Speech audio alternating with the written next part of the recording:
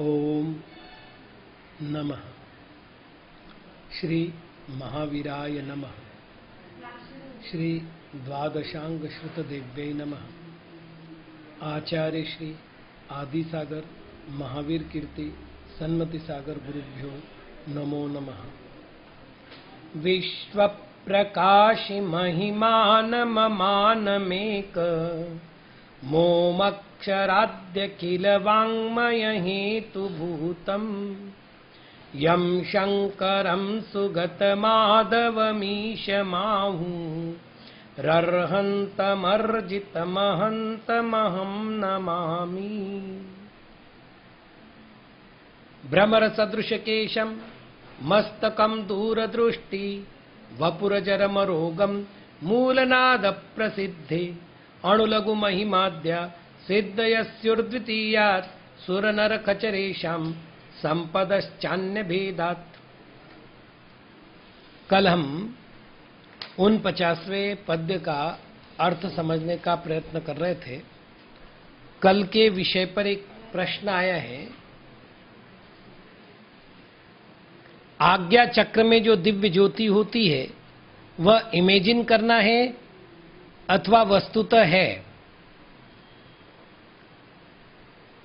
पहली बात है, शरीर में कोई दिव्य ज्योति नहीं है, ये सब इमेजिंग ही करना है। दूसरा, उसका ध्यान कैसे करें। जैसा मैंने कहा था, ये जो भाग है भ्रू युगांत, ये भाग जो है ये आज्ञा चक्र का भाग है और इस पर श्वेत रंग का ध्यान करते हुए यदि नमो अरिहंताणम का ध्यान किया जाता है, अर्थात अरहत स्वरूप का ध्यान किया जाता है, तो ये सर्वश्रेष्ठ ध्यान माना गया है इस केंद्र के लिए। इस केंद्र का प्रभावी होना निर्णायक क्षमता को बढ़ाता है। जो द्विधात्मक मानसिकता होती है ना, प्रायः आपको एक बात बता रहा हूं, मनुष्य पराजित होता है तो परिस्थितियों से नहीं होता, दूसरों के कारण नहीं होता। मैंने एक कार्य का विचार किया, अब उदाहरण समझ लीजिएगा। मैंने कार्य का विचार किया, अब मैं विचार कर रहा हूं इस कार्य में मैं सफल होऊंगा क्या, कहीं मेरा उपहास तो नहीं उड़ जाएगा। नहीं, मेरे को सफलता नहीं लगती इस कार्य में, करूं कि नहीं करूं। ठीक है, मैं 4 आदमी से पूछता हूं। मैंने 2-4 आदमियों से पूछा, 2 ने हाँ किया, 2 ना किया। अब वो हाँ कह रहे वो भी मेरे इष्ट है, ये ना कह रहे ये भी मेरे इष्ट लोग हैं। अब ये गलत तो नहीं कह सकते, क्या मालूम सफलता मिलेगी कि नहीं मिलेगी। अब जो कार्य का उत्साह है, कार्य के लिए लगने वाली मेरी जो सामर्थ्य है, उसमें से आधी सामर्थ्य मेरी निषेधात्मक भावनाओं के कारण निकल गई। अब जब मैं काम कर रहा हूं तो अधूरे मन से काम कर रहा हूं, वास्तविक मन के टुकड़े नहीं होते। अधूरे मन से काम कर रहा हूं का अर्थ है कि जितनी सामर्थ्य, जितना उत्साह, जितना पुरुषार्थ मुझे करना चाहिए, उतने एकाग्र मन से मैं पुरुषार्थ नहीं कर पा रहा हूं। एक आदमी को कुआं खोदना है, वो 10 फीट यहां खोदे, 10 फीट वहां खोदे, 10 फीट वहां खोदे। बोले स्वामी जी आपने कहा था मेरे खेत में पानी है, मैं 5 जगह खुदवा चुका हूं और उन 5 जगहों में 50-60 फीट खुदवाने के बाद भी मेरे पास पानी का अंश नहीं मिला। मैंने कहा कितना कितना खुदवाया। बोल नहीं, एक जगह 10 फीट, दूसरी जगह 10 फीट, तीसरी जगह 10 फीट। मैंने कहा भैया 10-10 फीट खुदवाने की बजाय, नहीं वो पानी मिलेगा कि नहीं मिलेगा शंका थी। मैंने कहा भाई एक ही जगह शंका को पूर्ण कर लेता। तो सारा काम अधूरे मन से हो रहा है।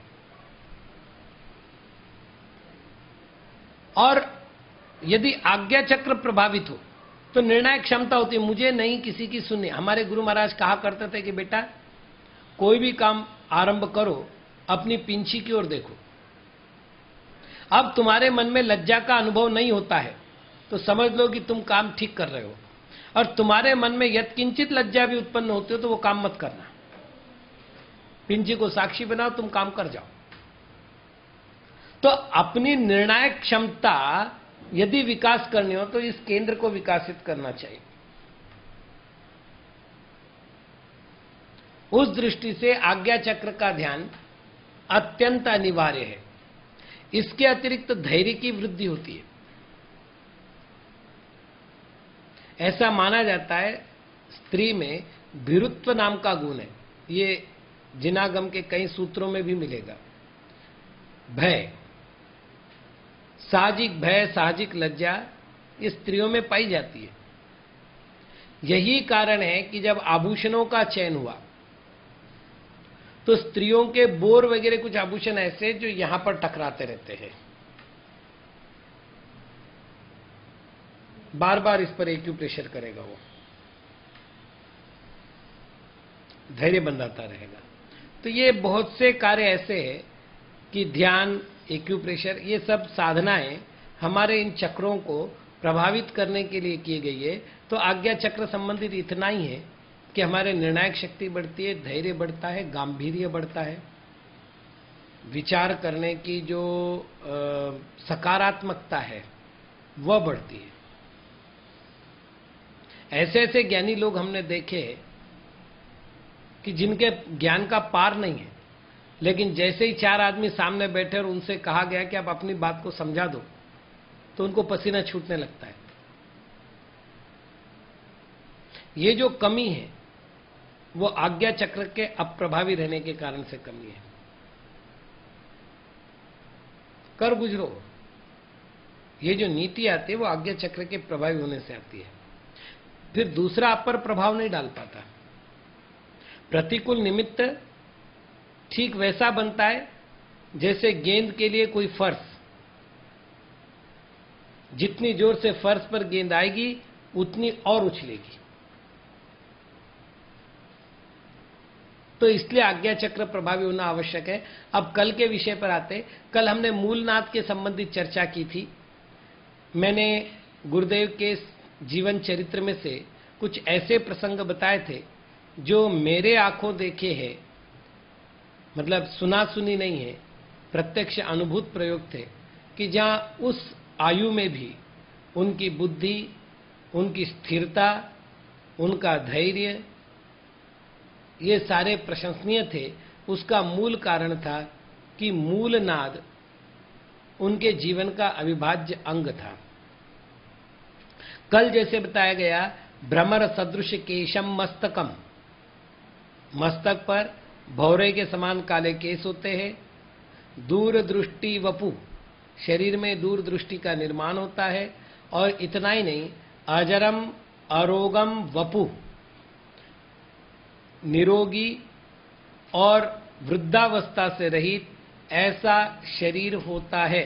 ये मूल नाद प्रसिद्ध है, ये मूल नाद के कारण से है, ऐसा प्रसिद्ध है। यहां तक की चर्चा हम लोग कर चुके थे। अब दूसरा जो नाद है जिसको हमने बादल नाद कहा था, अंभोज नाद कहा था, उस नाद का फल बताया जा रहा है।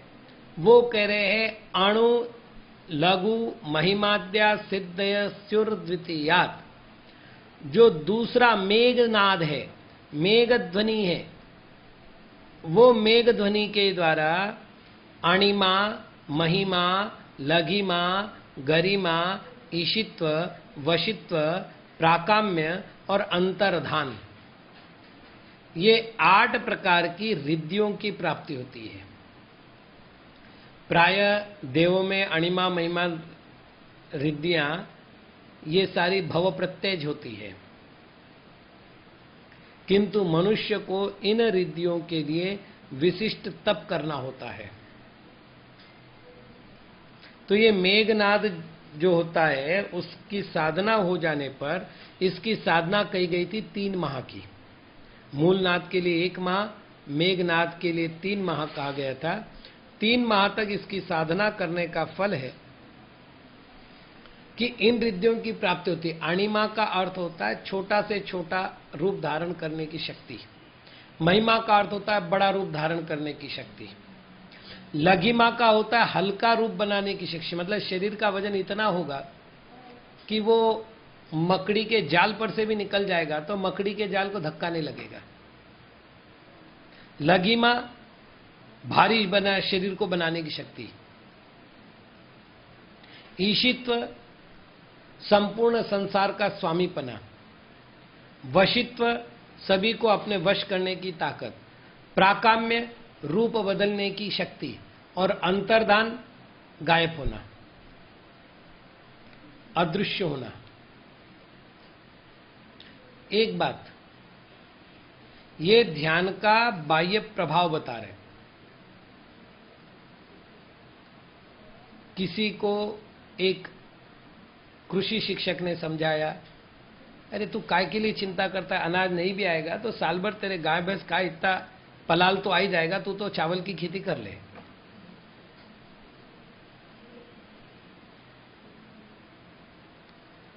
वास्तविक खेती पलाल के लिए नहीं होती, खेती होती है केवल धान्य के लिए। लेकिन धान्य अपने आप नहीं आता, उसके साथ पलाल अपने आप, पलाल समझ रहे ना, घास अपने आप आ जाती है। ठीक उसी प्रकार ये जो ध्यान का साक्षात फल है वो मोक्ष प्राप्ति है। लेकिन देखो भाई, किसी के घर जाओगे मेहमान बन करके तो चाय पानी तो मिलेगी ही मिलेगी। हां, चाय पानी के लिए किसी के घर जाओगे तो अपमानित हो जाओगे। चाय पानी का उद्देश्य लेकर किसी के घर नहीं जाते, मेहमान बन करके जाते और चाय पानी सहज मिल जाती है। उसी प्रकार यदि इस रिद्धियों का उद्देश्य करके ध्यान करेंगे तो कुछ भी नहीं मिलेगा। लेकिन ध्यान के लिए ध्यान करोगे, आत्म सत्ता को प्राप्त करने के लिए ध्यान करोगे, आत्म स्वरूप को प्राप्त करने के लिए ध्यान करोगे तो ये वस्तुएं सब अनायास मिल जाएगी। तो अणिमा महिमा आदि जो लब्धियां हैं ये मेघनाद के कारण से मिलती है, ऐसा यहां कहा गया है। और तीसरा जो नाद है वो नदी नाद कहा था अपन ने, जिसके लिए 6 महीने की साधना आवश्यक थी। और वहां वो कह रहे हैं सुर नर खचरेशम संपदश्चान्य भेदात।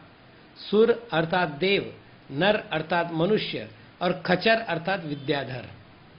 खे चरती इति खचर, खे अर्थात ख यानी आकाश, जो आकाश में विचरण करते हैं उनको खचर कहते हैं। और खचर शब्द से यहां विद्याधरों को लेना चाहिए।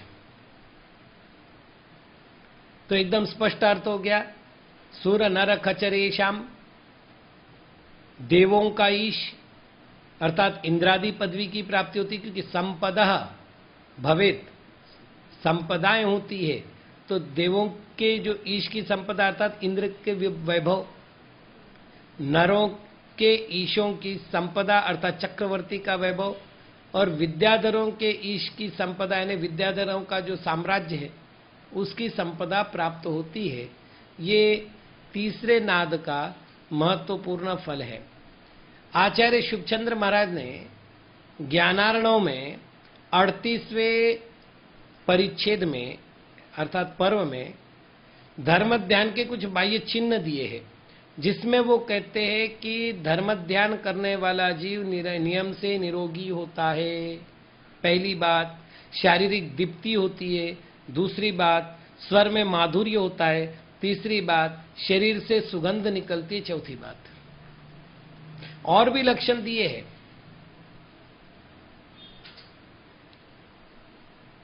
अपन किसी की परीक्षा नहीं कर रहे, स्वयं का परीक्षण करना हमारा कर्तव्य है। दूसरा पास होता है तो वो आगे बढ़ता है, फेल होता है तो वो पिछड़ता है, हमें उससे कोई लेन देन नहीं। लेकिन यदि आप व्रती बन करके, यदि आप धार्मिक बन करके लगातार बीमार रह रहे हैं तो समझ लीजिएगा आपने धर्म नहीं किया है,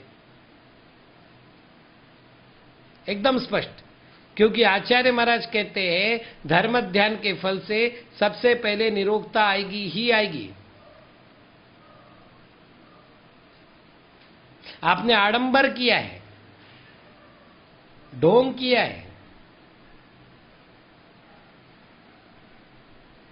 मैं सर्वथा भी ऐसा नहीं कह रहा हूं, क्योंकि वर्तमान धर्म ध्यान पर पूर्ववर्ती कर्म की प्रबलता बाधिक बन जाए तो महामुनियों को भी रोग हुआ है। जैसे वादुदेव को कोढ़ हुआ था, समंतभद्र महाराज को भस्मक व्याधि हुई थी, ऐसे सनत कुमार चक्रवर्ती को बाद में कुष्ठ रोग हुआ था, ऐसे वर्णन मिलते हैं। तो ये नहीं कह रहा हूं कि सर्वथा एकांत है,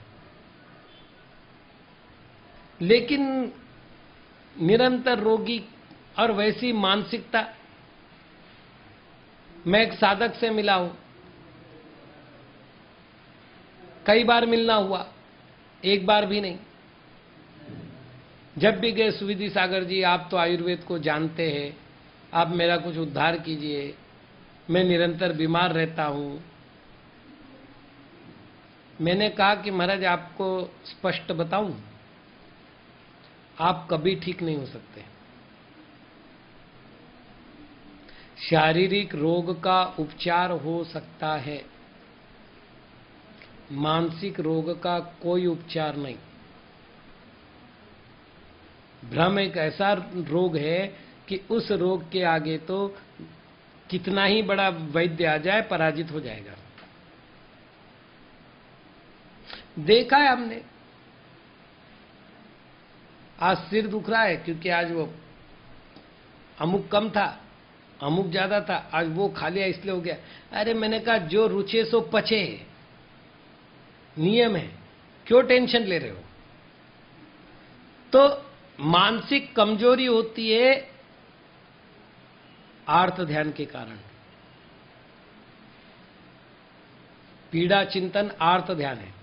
जो निरंतर कहना मैं बीमार रहता हूं, मेरा तो कोई इलाज नहीं है, मैं तो बड़ा दुखी हूं, उस व्यक्ति को कोई भी आदमी सुखी नहीं कर सकता, क्योंकि आर्त ध्यानी और सुखी ये दोनों परस्पर विरोधी, क्योंकि आर्त का अर्थ ही दुख है।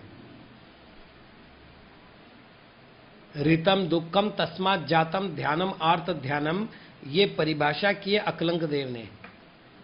ऋतम दुखम, ऋत यानी दुख, तस्मात् जातम उससे जो उत्पन्न होने वाला ध्यान है उसको आर्त ध्यान कहते हैं। तो जो दुख से ही उत्पन्न होने वाला ध्यान है वो आपको आनंद कैसे दे सकता है।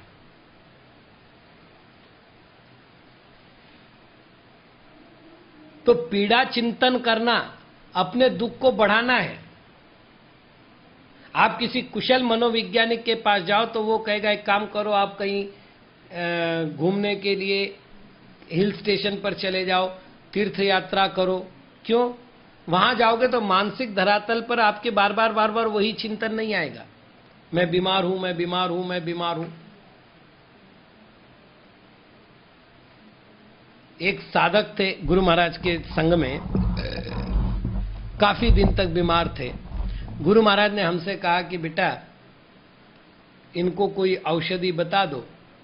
तो मैंने कहा आचार्य श्री आप अगर मुझे अभयदान दे तो बोलूं।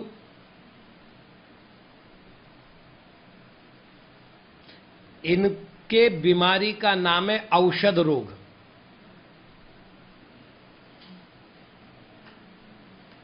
जिस दिन ये औषध नहीं खाएंगे उस दिन ये बीमार पड़ेंगे। इनके यदि रोग को दूर करना है तो इनको पहले औषधि की दास्ता बंद करनी पड़ेगी। बोल दो 15 दिन औषधि का त्याग, जाओ मंदिर में 27 परिक्रमा लगाओ भगवान की, तुम्हारा सब ठीक हो जाएगा। पास के कॉलोनी में एक मंदिर है, जाओ सुबह सुबह दर्शन करके आ जाओ, ठीक हो जाएगा। दवाई बंद करवा दो। इनको औषधि का रोग है और ये बड़ा रोग होता है। रोग के कारण जो पीड़ा होती है वो कम होती है, लेकिन जिस दिन औषधि नहीं मिली, पथ्यार नहीं मिला, अब तो आज मेरा कोई सच्चा नहीं है, मैं तो नहीं कर पाऊंगा, आज तो देखो तकलीफ होनी है, अब उस व्यक्ति की तकलीफ को कोई नहीं रोक सकता। तो आचार्य महाराज ये कह रहे हैं कि निरोगता पहली शर्त है धर्म ध्यान की। यदि व्यवस्थित धर्म ध्यान साधक कर रहा है तो निरोगी हो जाएगा।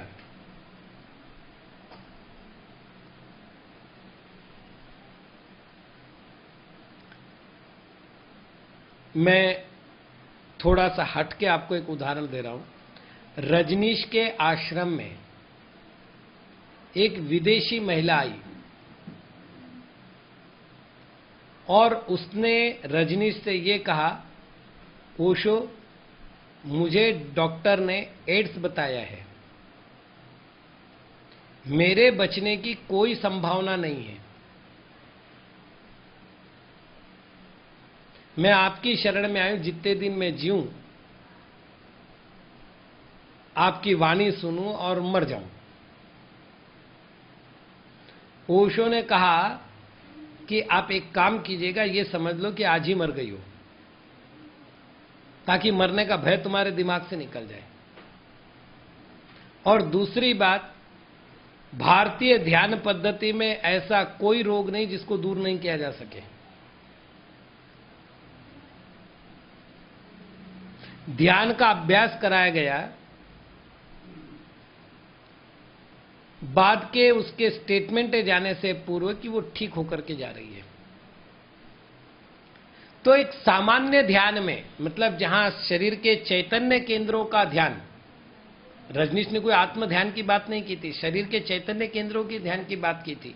चैतन्य केंद्रों के ध्यान से भी जब शरीर के रासायनिक परिवर्तन होते हैं, रोग प्रतिरोधात्मक शक्ति बढ़ती है, तो सोचिए जिसने शरीर को पड़ोसी मान करके अपनी आत्मा का ध्यान करना आरंभ किया है, उस धर्मध्यानी ध्याता को कितना लाभ होगा। तो शरीर की निरोगता, शरीर में सुगंधता,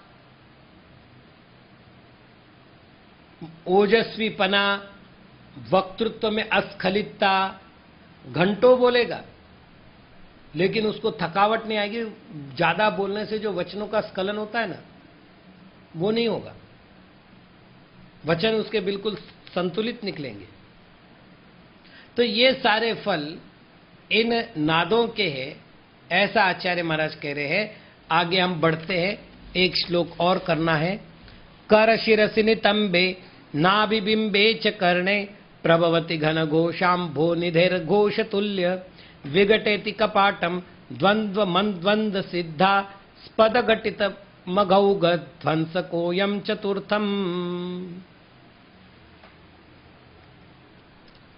कर शिरसि, हाथ के अग्रभाग में, नितंबे, नितंब में, नाभिबिंबे, नाभिबिंब में, च और कर्णे, कानों में, अयम यह चतुर्थ नाद प्रभवति, चौथा नाद उत्पन्न होता है।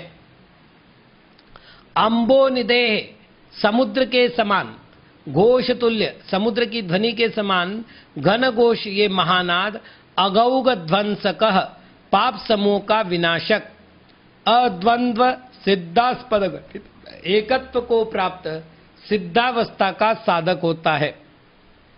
द्वंद्वम, द्वैत रूपी कवाटम, कपाट को विघटयति, नष्ट करता है। अब हम चौथे और अंतिम समुद्र तुल्य नाद की चर्चा कर रहे हैं। और समुद्र तुल्य नाद के लिए इन्होंने जो समुद्र घोष कहा है, उसके लिए कहा है कि कहां का उत्पन्न होता है, तो कर शिरसी, हाथ के अग्रभाग में, नितंबे, नाभिबिंबे और कर्णे प्रभवती, यहां। ये तो आपको मालूम होगा कि भ्रामरी प्राणायाम में आपने सुना तो होगा, मैं संक्षिप्त जानकारी दे देता हूं भ्रामरी प्राणायाम की। वज्रासन से बैठा जाए और उसके बाद जितनी बार आप एक श्वास में ओम बोल सकते हैं, बोलते जाए, और उसके बाद कानों को यूं बंद करके केवल गुंजन सुननी है। भ्रमर कहते हैं भौरे को, और भ्रामरी कहते हैं भ्रमर के गुंजन को। भ्रमर की आवाज भ्रामरी, गुंजन सुननी है। ये एक बिल्कुल प्रैक्टिकल प्रयोग है। हम इसकी बात नहीं करें कि आपको कोई इमेजिनिंग करना है करके, प्रैक्टिकल प्रयोग है ये। जिनके आवाज कमजोर है, मतलब जिनको स्वर सुनाई कम देता है, या कर्ण रोगों से ग्रसित है, उन लोगों के लिए सर्वश्रेष्ठ उपाय ये। दूसरा, बौद्धिक विकास को लगभग चतुर्गुणित गति से करता है।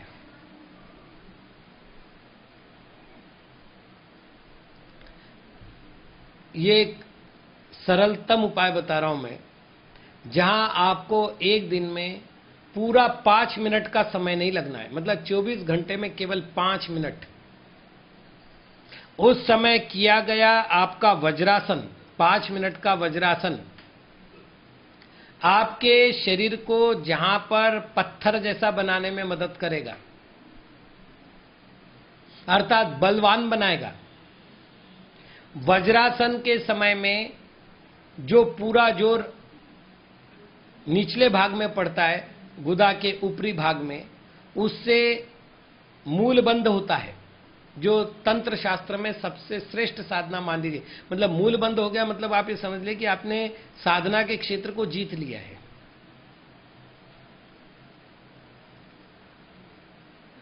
उसके अलावा रक्ताभिसरण की प्रक्रिया को व्यवस्थित करता है, और बुद्धि का विकास करने में वज्रासन का बड़ा हाथ है। नाम ही उसका वज्रासन है।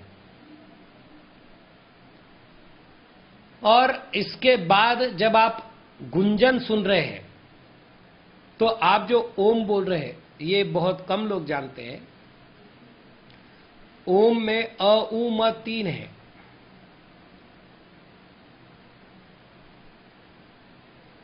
अ जहां कंठ से निकलता है, उ ये तालू से निकल रहा है,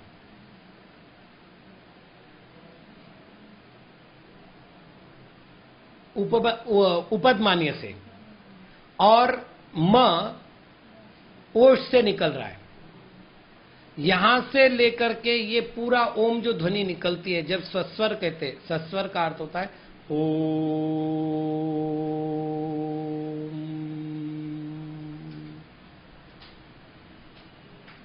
ये पूरे की पूरे शरीर को गुंजित करती है। वहां पर इतना सस्वर नहीं बोला जाता, वहां तो आप जितना शीघ्रता से बोल सकते हैं, ओम ओम ओम ओम ओम ओम ओम ओम ओम ओम, जितना शीघ्रता, श्वास रोकनी नहीं है।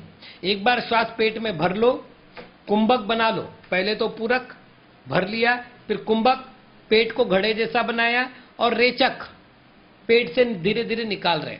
तो निकालते समय जितनी देर श्वास निकल रहे, उतनी देर में आपको ओम ओम ओम बोलना है, और कान को बंद कर लेना है।